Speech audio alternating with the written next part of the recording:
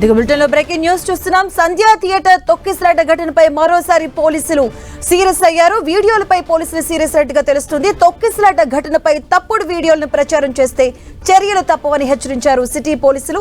అల్లు అర్జున్ రాకముందే తొక్కిసలాట జరిగిందని కొన్ని వీడియోలు సోషల్ మీడియాలో వైరల్ గా మారాయి. ఈ నేపథ్యంలో ఈ వీడియోలపై స్పందించారు పోలీసులు. వారికి కఠినంగా స్ట్రాంగ్ వార్నింగ్ ఇచ్చారు. తొక్కిసలాట వీడియోలను ఇప్పటికే విడుదల చేశామని, కేసు విచారణ సమయంలో తప్పుడు వీడియోలు ప్రసారం చేయవద్దని కోరారు. నిబంధనలు అతిక్రమించి తప్పుడు వీడియోలు ప్రసారం చేస్తే చట్టపరంగా కఠిన చర్యలు తీసుకుంటామని హెచ్చరించారు.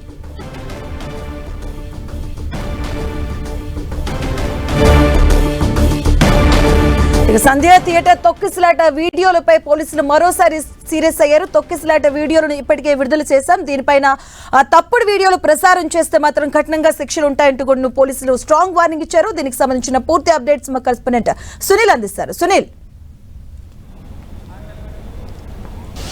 రాష్ట్ర వ్యాప్తంగా తీవ్ర దుమారం ఎత్తున్నటువంటి సంధ్యా థియేటర్ తొక్కిసలాట ఘటనలో ఎవరైనా సోషల్ మీడియాలో అసభ్యకరమైన పోస్టులు చేస్తే మాత్రం కఠిన చర్యలు తీసుకుంటామని మాత్రం ఇప్పటికే Hyderabad police commissioner CV Anand కోసం ఒక మీడియా ప్రకటన కూడా విడుదల చేయడం జరిగింది. ఇందులో మనం చూడొచ్చు, సోషల్ మీడియాలో అల్లు అర్జున్ ఫ్యాన్స్ అంటే ఏకపక్షంగా పోలీసులని బ్లేమ్ చేస్తూ అనేక పోస్టులు పెడుతున్నారు. అయితే సంఘటన జరిగినప్పుడు అల్లు అర్జున్కు సంబంధించిన వివరాలు తెలియకుండానే ఇదంతా కూడా జరిగింది, పోలీసుల తప్పుదం అంటూ కూడా అనేక పోస్టులు కూడా సోషల్ మీడియాలో పెడుతున్నారు. అలాంటి వారిపై ఇప్పటికే పోలీసులు కొన్ని సెక్షన్స్ కింద కేసు నమోదు చేసి వారిని అరెస్ట్ చేసిన దృశ్యాలు కూడా మనం చూసాం.